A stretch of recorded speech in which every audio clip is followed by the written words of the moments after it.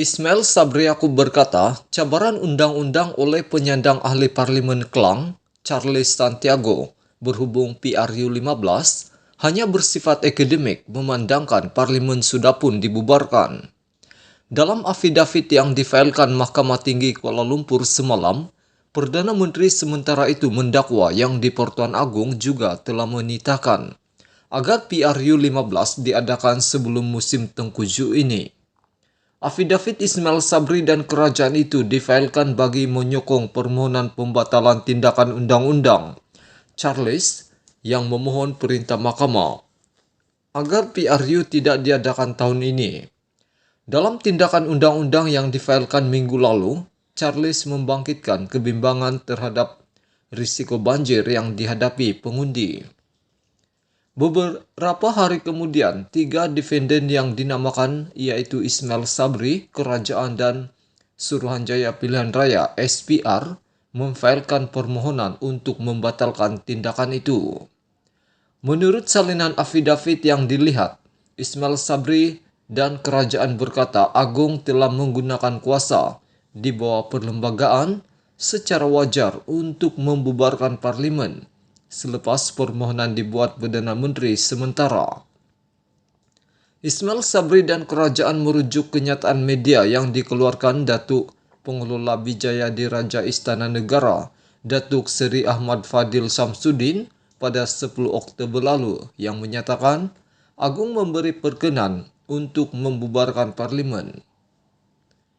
Apabila meneliti kenyataan media tersebut, saya juga mendapati bahawa Agong telah menjalankan kuasa prerogatifnya di bawah perkara 55/2 Perlembagaan Persekutuan secara bijaksana dengan menzahirkan harapan bahawa PRU 15 perlu diadakan dalam tempoh terdekat sebelum monsun Timur Laut yang diramal bermula pada pertengahan November 2022.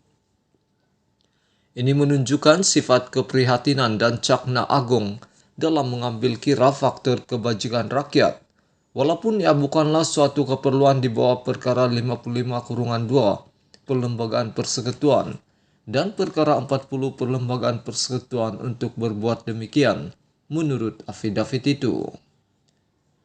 Dalam afidavit itu, Ismail Sabri dan kerajaan juga mendakwa mahkamah tiada kuasa untuk mendengar tindakan undang-undang itu kerana kuasa Agong untuk membubarkan parlimen bukanlah perkara yang boleh dicabar di mahkamah.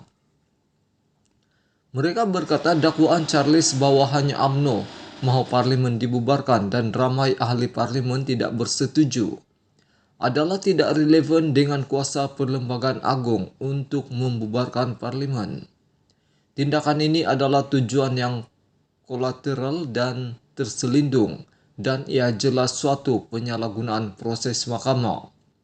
Tujuan yang kolateral dan terselindung dalam tindakan ini dipohon hanyalah bertujuan politik dan suatu cubaan oleh plaintiff untuk menghalang tugas defendant ketiga SPR dalam menjalankan tugasnya menurut Perlembagaan Persekutuan dan Undang-Undang Pilihan Raya, kata mereka lagi.